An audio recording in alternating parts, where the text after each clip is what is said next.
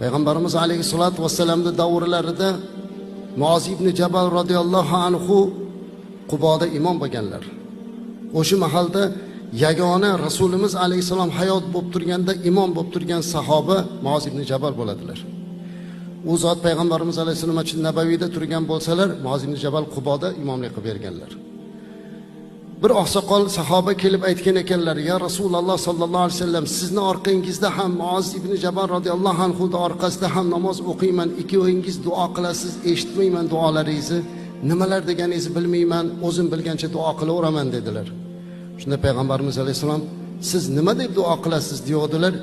"Men duo qilaman, ya Rabbi, men sendan jannatingni so'rayman va a'udhu bika minan nar, do'zaxingdan panoh so'rayman deb duo qilaman" deydilar.